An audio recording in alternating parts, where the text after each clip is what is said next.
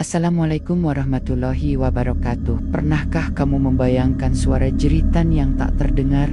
Sebuah teriakan batin yang terperangkap dalam keheningan abadi. Di desa Magmer, seorang pemuda bernama Damar mewarisi tugas mulia sekaligus menakutkan, memandikan jenazah. Namun, kehidupannya yang tenang dan penuh pengabdian akan segera terusik oleh sebuah misteri kelam yang menggugah nuraninya. Saksikan kisah Damar dalam mengungkap kebenaran di balik keheningan yang menyesatkan. Bersiaplah untuk perjalanan emosional yang akan membuat bulu kudukmu merinding. Di lembar kelam, kami akan mengungkap rahasia yang terkubur bersama jasad nenek. Lastri, jangan lupa subscribe dan nyalakan lonceng notifikasi agar tidak ketinggalan kisah-kisah misteri lainnya. Air mengalir tenang dari gayung batok kelapa, membasuh kain putih yang menutupi jasad seorang kakek yang telah berpulang. Di dalam keheningan ruang pemandian yang sederhana, hanya ada dua suara,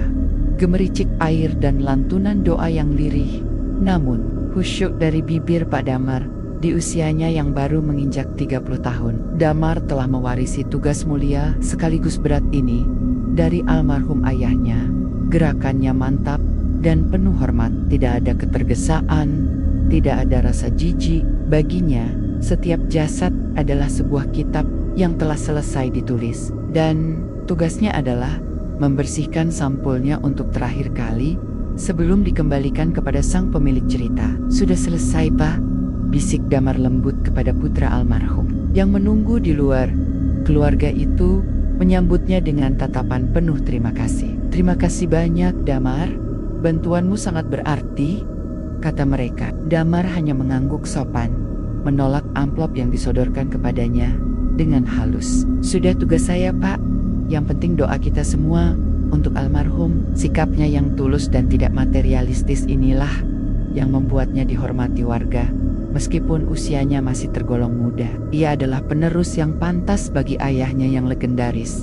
Sore harinya, setelah membersihkan semua peralatannya hingga tak bernoda, Damar duduk di warung kopi langganannya. Kehidupannya di luar ruang pemandian sama normalnya dengan warga lain. Ia bisa tertawa lepas mendengar lelucon Pak Lurah atau serius membahas hasil panen padi yang akan datang. Profesinya tidak membuatnya menjadi aneh atau terasing. Kamu ini memang beda, Mar, kata seorang pemuda sambil menepuk bahunya. Kalau aku, mungkin tidak akan bisa tidur semalaman. Damar hanya tersenyum tipis. Sudah biasa, Kang. Bagi saya, ini bukan tentang kematian, tapi tentang pelayanan. Ayah pernah bilang, tugas kita ini memastikan perjalanan terakhir seseorang itu damai dan terhormat. Hanya itu, di rumah peninggalan ayahnya, kedamaian itu terasa lebih kental. Rumah kayu sederhana dengan halaman yang ditanami pohon belimbing itu menjadi benteng ketenangannya. Ia menghabiskan sisa sore dengan merawat tanaman-tanaman obat peninggalan ayahnya, menyiramnya dengan air dari sumur, merasakan ketenangan dari aroma tanah yang basah. Malam itu, setelah salat Isya, ia duduk di kursi goyang tua di teras. Ia membuka sebuah buku catatan usang milik ayahnya, bukan berisi ilmu gaib atau mantra, melainkan katitan-katitan sederhana tentang filosofi kehidupan. Ia membaca satu kalimat yang telah digarisbawahi oleh ayahnya. Setiap jiwa berhak atas keheningan yang damai di akhir perjalanannya. Damar merenungkan kalimat itu. Selama ini, ia selalu berusaha mewujudkannya. Ia memastikan setiap ritual berjalan tenang, setiap doa terucap dengan tulus, agar keheningan yang ia ciptakan bisa menjadi selimut kedamaian bagi jiwa yang akan berpulang. Selama ini, ia selalu berhasil. Ruang pemandiannya selalu menjadi tempat yang sunyi, damai, dan penuh hormat. Sambil menatap langit malam yang cerah, diiringi suara jangkrik yang merdu, ia merasa bersyukur. Hidupnya mungkin sederhana dan tidak banyak gejolak, namun ia menemukan makna dalam setiap tetes air yang ia siramkan, dalam setiap doa yang ia panjatkan. Ia merasa damai dengan takdirnya. Ia tidak tahu bahwa keheningan yang begitu ia junjung tinggi akan segera pecah, bukan oleh suara dari dunia nyata, melainkan oleh suara lain yang akan merobek kedamaian hatinya dan menggugat semua yang pernah ia yakini. Ia tidak tahu bahwa keheningan yang begitu ia junjung tinggi akan segera pecah, bukan oleh suara dari dunia nyata, melainkan oleh suara lain yang akan merobek kedamaian hatinya dan menggugat semua yang pernah ia yakini. Dan suara lain itu datang bersamaan dengan panggilan untuk mengurus jenazah Nenek Lastri. 2 hari kemudian, Nenek Lastri adalah sosok misterius di desa makmur. Ia tinggal seorang diri di sebuah rumah tua di ujung desa Jurang Keluer dan hampir tidak pernah berbicara dengan siapapun. Kematiannya yang baru diketahui setelah seorang tetangga curiga karena tidak melihatnya selama berhari-hari, menjadi buah bibir di kalangan warga. Saat Damar berjalan menuju rumah almarhumah, ia bisa mendengar bisik-bisik itu. Kasihan, meninggal sendirian, kata seorang ibu, tapi memang orangnya aneh, judes sekali, timpal yang lain. Damar mencoba mengabaikan semua itu. Baginya, di hadapan kematian, semua manusia sama. Semua berhak atas perlakuan hormat yang setara. Rumah Nenek Lastri terasa dingin dan sunyi. Debu tipis menyelimuti perabotan tua, menunjukkan kehidupan yang telah lama sepi. Damar menyiapkan peralatannya di ruang belakang, sendirian bersama jasad sang nenek. Tidak seperti biasanya, ia tidak merasakan kedamaian di ruangan itu. Udara terasa berat, syarat dengan kesedihan yang pekat dan tak terucap. Bismillah, bisiknya pada diri sendiri, lalu memulai ritualnya. Ia menyiramkan air pertama dengan gerakan lembut seperti biasa. Ruangan itu sunyi senyap, hanya ada suara air yang mengler. Tiba-tiba, di puncak keheningan itu, ia mendengarnya. Itu bukan suara dari telinganya, itu adalah suara yang meledak langsung di dalam benaknya. Sebuah jeritan, bukan jeritan fisik yang melengking, melainkan rintihan jiwa yang begitu tajam dan jelas, penuh dengan rasa sakit dan keputusasaan yang luar biasa. Seolah ada yang berteriak tanpa suara. Damar membeku. Gayung di tangannya berhenti di udara. Jantungnya berdebar kencang. Ia menoleh ke sekeliling ruangan yang kosong. Tidak ada siapa-siapa. Mungkin hanya perasaannya saja, pikirnya, mencoba menenangkan diri. Mungkin ia hanya kelelahan. Dengan napas yang sedikit gemetar, ia melanjutkan tugasnya. Ia kembali menyentuh jasad itu untuk membersihkan bagian lengannya. Dan suara itu datang lagi. Kali ini lebih kencang, lebih jelas, lebih menyayat. Sebuah jeritan batin yang penuh dengan protes dan rasa ketidakadilan. Tak ada keraguan lagi. Suara ini terpancar dari sosok kaku di hadapannya. Jiwa Nenek Lastri sedang menjerit. Seluruh tubuh Damar terasa dingin. Keringat mulai membasahi pelipisnya. Kalimat ayahnya dalam buku catatan itu kembali terngiang. Setiap jiwa berhak atas keheningan yang damai di akhir perjalanannya. Namun jiwa ini tidak diam. Jiwa ini tidak damai. Jiwa ini sedang berteriak dalam siksa batin yang tak terperi. Damar menyelesaikan sisa pekerjaannya seperti robot. Tangannya bergerak, namun pikirannya melayang. Doa yang ia ucapkan terasa hampa, ditelan oleh gema jeritan sunyi di dalam kepalanya. Setelah semuanya selesai, dan ia melangkah keluar dari rumah itu, keheningan dunia luar terasa aneh. Ia masih bisa merasakan sisa rintihan itu di benaknya. Kedamaian yang selama ini menjadi prinsipnya telah hancur.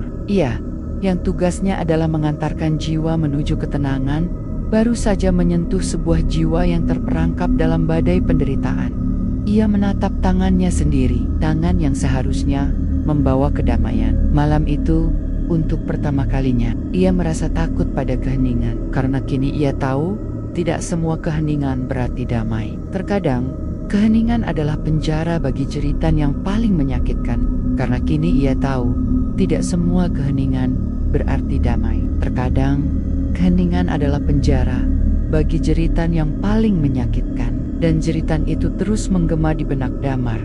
Bahkan setelah jenazah Nenek Lastri dikebumikan, rintihan itu menjadi tamu tak diundang dalam tidurnya, membuatnya terbangun di tengah malam dengan jantung berdebar dan perasaan gelisah yang mendalam. Damar tidak bisa mengabaikannya. Ia merasa telah gagal dalam tugasnya. Bagaimana mungkin ia bisa merasa tenang sementara ia tahu ada satu jiwa yang ia antarkan dalam keadaan menderita. Tujuan hidupnya yang semula sederhana kini memiliki cabang baru yang mendesak. Ia harus mencari tahu sumber dari jeritan batin Nenek Lastri. Ia harus menemukan alasan mengapa jiwa itu tidak bisa tenang. Langkah pertamanya adalah menemui Pak Lurah yang dianggap sebagai tetua paling bijaksana di desa. Dengan hati-hati, Damar menceritakan pengalamannya tentang suara tanpa suara yang ia dengar, tentang rintihan pilu yang terpancar dari jasad almarhumah. Pak Lurah mendengarkan dengan sabar, namun tatapannya penuh keraguan. "Damar, saya tahu kamu orang yang baik dan berempati tinggi," katanya sambil menepuk pundak Damar. "Tapi mungkin kamu hanya terlalu lelah. Mengurus jenazah Nenek Lastri yang meninggal sendirian pasti sangat memengaruhi perasaanmu. Istip, jangan terlalu dipikirkan." Damar pulang dengan perasaan kecewa. Rintangan pertamanya adalah tembok ketidakpercayaan. Ia sadar tidak ada yang akan memahami pengalamannya. Ia harus mencari jawaban ini seorang diri. Keesokan harinya, Dengen Burbikel, izin dari Pak Lurah untuk membersihkan sisa barang almarhumah. Damar kembali ke rumah kosong Nenek Lastri. Rumah itu terasa lebih dingin dari sebelumnya. Ia tidak mencari harta atau benda berharga. Ia mencari sebuah gema dari masa lalu, sebuah petunjuk tentang sumber penderitaan sang nenek. Ia mulai membersihkan ruangan yang penuh debu itu dengan teliti. Di bawah sebuah dipan kayu yang lapuk, ia menemukan sebuah kotak kaleng tua yang sudah berkarat. Dengan jantung berdebar ia membukanya. Isinya bukan perhiasan atau uang, melainkan setumpuk surat yang sudah menguning dan selembar foto hitam putih yang usang.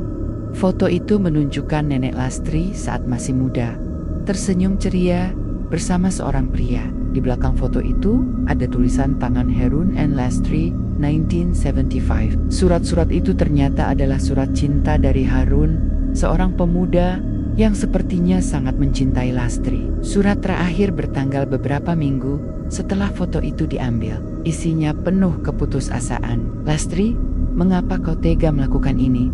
Mengapa kau ambil pusaka milik keluargaku? Semua orang kini membencimu. Dan aku tidak tahu lagi harus percaya pada siapa. Maafkan aku." Dada Damar terasa sesak. Ini dia, sebuah petunjuk, sebuah luka lama. Di dalam kotak itu juga ia menemukan sebuah benda kecil yang terbungkus kain bludru kumal, sebuah bros perak berbentuk bunga melati yang indah. Namun salah satu kelopaknya telah patah. Mungkinkah ini pusaka yang dimaksud? Damar menggenggam bros itu. Tiba-tiba, rintihan di kepalanya kembali terdengar.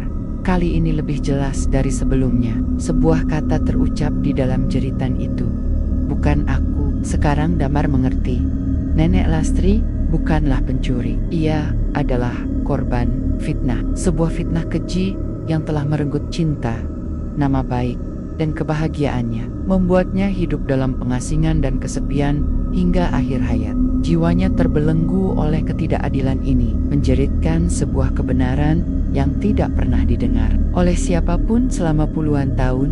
Damar menatap bros perak di tangannya. Benda kecil ini adalah kunci sekaligus saksi bisu dari semua penderitaan itu. Perjuangannya kini memiliki arah yang jelas. Ia harus membersihkan nama Nenek Lastri. Ia harus membuat seluruh desa tahu kebenaran yang telah terkubur selama hampir 50 tahun.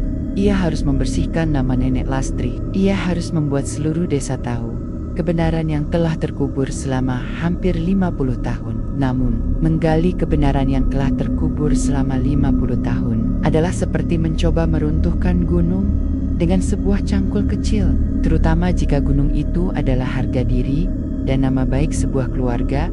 Dengan membawa kotak kaleng berisi surat-surat usang dan bros melati yang patah, Damar menemui Pak Lurah dan memintanya untuk menemaninya menghadap Pak Kuncoro Kepela keluarga. Terpandang yang leluhurnya telah menuduh Nenek Lastri. Pak Kuncoro adalah seorang pria paruh baya yang disegani, cucu dari orang yang namanya disebut dalam surat cinta Harun. Di ruang tamu rumah Pak Kuncoro yang megah, dengan sikap yang sangat hormat, Damar membeberkan semua temuannya. Ia tidak menuduh. Ia hanya menyajikan rangkaian cerita pilu dari surat-surat itu dan menunjukkan bros perak sebagai bukti fisik. Saya tidak bermaksud mengungkit masalah yang bisa menyakiti siapapun. Pak Kuncoro, Pak Lurah, ujar Damar dengan suara rendah. Niat saya hanya satu, saya merasa arwah almarhumah Nenek Lastri tidak tenang karena beban fitnah ini. Mungkin jika kita bisa mengadakan doa bersama dan sekadar mengakui bahwa telah terjadi kesalahpahaman di masa lalu, jiwa beliau bisa menemukan kedamaian. Pak Kuncoro mendengarkan dengan wajah tanpa ekspresi. Setelah Damar selesai, keheningan yang dingin mengisi ruangan. Damar, kata Pak Kuncoro akhirnya, suaranya datar dan tajam. Saya menghargai niat baikmu, tapi apa yang kamu bawa ini? Surat cinta, anak muda dan bros rusak? Ini bukan bukti apa-apa. Tapi Pak, kakek saya adalah orang yang sangat terhormat. Potong Pak Kuncoro. Nadanya mulai meninggi. Apakah kamu ingin mengatakan bahwa beliau adalah seorang pemfitnah? Kamu ingin saya mencoreng nama baik keluarga saya sendiri berdasarkan dongeng dari kotak berkarat ini? Pak Lurah mencoba menengahi. Mungkin kita tidak perlu menyalahkan siapa-siapa, Pak Kuncoro. Cukup doa bersama saja. Tidak, tandas Pak Kuncoro kini berdiri dengan angkuh. Masalah ini sudah terkubur puluhan tahun. Menggali kembali hanya akan menimbulkan perpecahan dan malu. Biarlah yang sudah berlalu, berlalu saja. Jangan ketenangan desa ini dengan urusan orang yang sudah meninggal. Pintu telah ditutup rapat. Dinding keangkuhan itu terlalu tinggi untuk didaki. Damar pulang dengan perasaan hancur. Usahanya untuk mencari keadilan melalui jalan yang benar telah gagal total.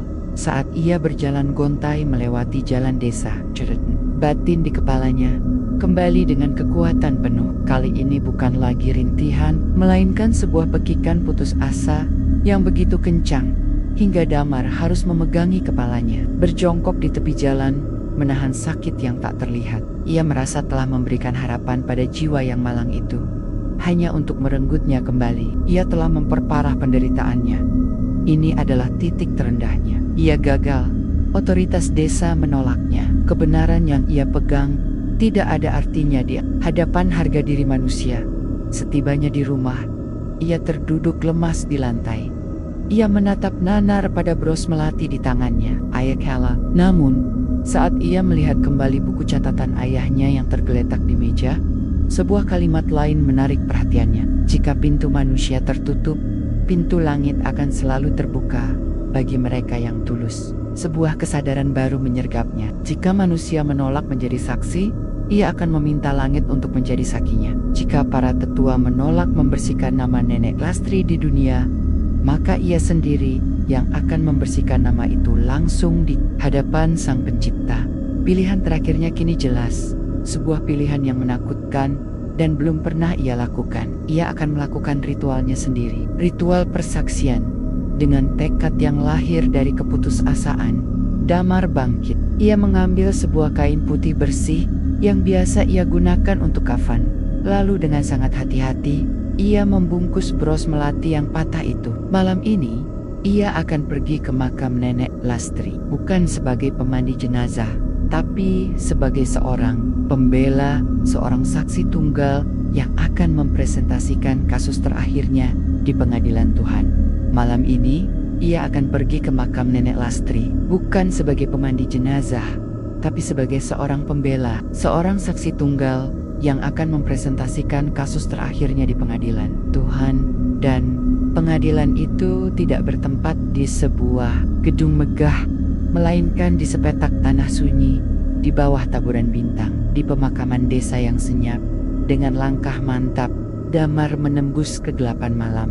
Rintihan di kepalanya kini menjadi sebuah gema konstan yang menyakitkan. Seolah tahu bahwa inilah malam penentuan. Ia tiba di makam Nenek Lastri yang sederhana, hanya sebuah gundukan tanah tanpa nisan. Sedikit terasing dari makam-makam lainnya, pemandangan itu meremas hatinya. Sebuah bukti fisik dari pengucilan yang dialami almarhumah seumur hidupnya.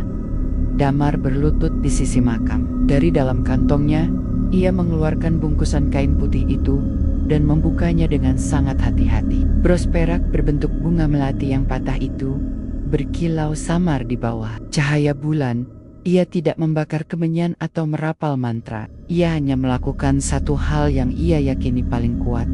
Berbicara dari hati. "Assalamualaikum, Nenek Lastri," bisiknya pada angin malam. "Saya Damar, saya yang memandikan jenazah nenek beberapa hari yang lalu." Rintihan di kepalanya semakin kencang, seolah merespons, "Saya datang malam ini bukan untuk mengusir," lanjut Damar. Suaranya bergetar namun tegas. "Saya datang sebagai saksi. Saya telah membaca surat dari Harun. Saya telah melihat foto nenek saat masih muda dengan senyum yang pigecu." Ia mengangkat bros perak itu. "Dan saya telah menemukan ini. Saya tahu ini bukan milik nenek. Saya tahu nenek tidak pernah mencurinya." Ia berhenti sejenak, menarik napas dalam-dalam. "Aku tahu, Nek. Aku tahu kebenarannya. Aku percaya padamu." Sebatas kalimat sederhana yang tidak pernah didengar Nenek Lastri selama hampir 50 tahun. Jeritan di benak Damar berubah menjadi isak tangis batin yang begitu pilu. Damar kemudian membuka sebuah botol kecil berisi air mawar yang wangi. Dengan gerakan seperti saat ia memandikan jenazah, ia menuangkan air itu perlahan ke atas bros perak di tangannya, bukan untuk membersihkan peraknya, tapi untuk membersihkan fitnah yang melekat padanya. Setiap tetes air adalah simbol dari niatnya untuk menyucikan kembali nama baik yang telah dirampas. "Dengan nama Tuhan yang Maha Mengetahui," bisiknya, "saya bersaksi bahwa jiwa ini bersih dari tuduhan yang membelenggunya." Setelah selesai, ia meletakkan bros yang telah bersih itu di atas gundukan tanah makam. Ia kemudian mengangkat kedua tangannya, berdoa dengan segenap jiwa. Doanya bukan meminta agar arwah itu pergi, melainkan meminta agar Tuhan menerima kesaksiannya dan menunjukkan pada jiwa yang tersiksa itu bahwa kebenaran telah terungkap, bahwa penderitaannya telah dilihat, dan kini saatnya untuk beristirahat. Di puncak doanya yang khusyuk, keajaiban itu terjadi. Jeritan batin yang selama ini menyiksanya perlahan-lahan melembut. Nada keputusasaan dan sakitnya memudar, berganti menjadi sebuah helaan napas panjang yang penuh kelegaan. Seperti sebuah beban yang sangat berat akhirnya terangkat dari pundak. Lalu suara itu lenyap sepenuhnya. Hening. Untuk pertama kalinya setelah berhari-hari, kepala Damar terasa ringan dan sunyi. Bukan keheningan yang mencekam, melainkan keheningan yang damai dan tentram. Pada saat yang bersamaan, embusan angin lembut yang wangi bunga melati menerpa wajahnya. Seolah sebuah ucapan terima kasih tanpa kata. Damar terduduk lemas, air mata haru mengalir di pipinya. Ia berhasil. Jiwa Nenek Lastri telah bebas. Keesokan paginya, saat fajar menyingsing, sebuah ketukan terdengar di pintu rumah Pak Kuncoro. Di depan pintu berdiri Pak Damar yang terlihat lelah namun damai. Namun sebelum Damar sempat berkata apa-apa, Pak Kuncoro lebih dulu berbicara dengan wajah pucat dan mata yang menunjukkan kegelisahan. "Damar," katanya dengan suara bergetar, "semalaman saya tidak bisa tidur. Saya rasa kita perlu bicara lagi tentang Nenek Lastri." Pintu keadilan di dunia manusia yang semula tertutup rapat, kini telah terbuka. Pintu keadilan di dunia manusia yang semula tertutup rapat, kini telah terbuka. Dan dari pintu yang terbuka itu, mengalirlah sebuah pengakuan yang telah tertunda selama setengah abad. Membasuh luka lama yang telah mengering menjadi dendam dan fitnah. Didorong oleh rasa bersalah yang tak bisa ia jelaskan, Pak Kuncoro tidak hanya berbicara. Ia mengumpulkan para tetua desa dan dengan terus terang menceritakan kembali temuan Pak Damar. Mengakui kemungkinan besar bahwa kakeknya telah melakukan kekeliruan fatal di masa lalu. Hati nurani lebih kuat dari harga diri, dan para tetua pun setuju bahwa kesalahan ini harus diperbaiki. Beberapa hari kemudian, sebuah acara doa bersama yang belum pernah terjadi sebelumnya digelar di balai desa. Seluruh warga diundang. Di hadapan semua orang, Pak Kuncoro sebagai perwakilan keluarganya berdiri dengan kepala tertunduk. Ia menceritakan kisah pilu Nenek Lastri dan Harun, dan dengan suara yang berat namun jelas, ia secara resmi membersihkan nama baik almarhumah dari segala tuduhan. Atas nama leluhur saya, katanya dengan tulus, saya memohon maaf kepada arwah Nenek Lastri dan kepada seluruh warga desa karena telah membiarkan ketidakadilan ini terkubur begitu lama. Suasana di balai desa hening, namun kali ini bukan keheningan yang canggung. Ini adalah keheningan yang penuh perenungan. Bisik-bisik tentang Nenek Lastri yang aneh dan judes seketika lenyap, digantikan oleh rasa simpati dan penyesalan kolektif. Pak Damar menyaksikan semua itu dari barisan belakang. Ia tidak mencari pujian atau pengakuan. Baginya, melihat kebenaran akhirnya terungkap sudah menjadi upah yang lebih dari cukup. Hatinya terasa lapang dan damai. Keesokan harinya, warga desa bergotong royong membersihkan makam Nenek Lastri. Gundukan tanah yang dulu sepi dan terlupakan, kini dirapikan dan diberi sebuah nisan kayu yang layak. Bunga-bunga segar diletakkan di atasnya, bersama dengan doa-doa tulus dari mereka yang kini mengerti. Arwah Nenek Lastri tidak lagi sendirian. Waktu berlalu. Kehidupan di desa makmur kembali normal, namun dengan sebuah perbedaan yang subtle. Warga menjadi lebih berhati-hati dalam berucap, lebih berempati pada sesama. Suatu sore, Pak Damar kembali berada di dalam ruang pemandiannya, menjalankan tugasnya untuk jenazah seorang warga lain. Ia menyiramkan air dengan gerakan tangannya yang tenang dan mantap. Doa-doa mengalir dari bibirnya dengan lancar dan khusyuk. Ruangan itu sunyi. Di tengah ritual, ia berhenti sejenak. Ia memejamkan mata, menajamkan pendengarannya, dan menanti. Tidak ada apa-apa, tidak ada jeritan, tidak ada rintihan. Yang ada hanyalah keheningan yang murni, damai, dan menenteramkan. Keheningan yang selama ini ia dambakan. Ia membuka matanya kembali dan menatap tangannya. Tangan yang sama yang pernah gemetar ketakutan, kini terasa mantap dan penuh berkah. Ia tersenyum tipis. Ia akhirnya memahami makna tulisan ayahnya dengan lebih dalam. Tugasnya bukan sekadar menciptakan keheningan, tetapi memastikan keheningan itu adalah keheningan yang hakiki, sebuah kedamaian yang lahir dari kebenaran dan keadilan. Dengan hati yang ringan, Pak Damar melanjutkan tugas terakhirnya untuk jiwa. Di hadapannya, mengantarkannya dalam keheningan yang damai. Itulah kisah Damar dan Nenek Lastri, sebuah pengingat bahwa kebenaran akan selalu menemukan jalannya, meskipun tersembunyi dalam keheningan yang paling pekat. Bagaimana menurutmu akhir dari cerita ini?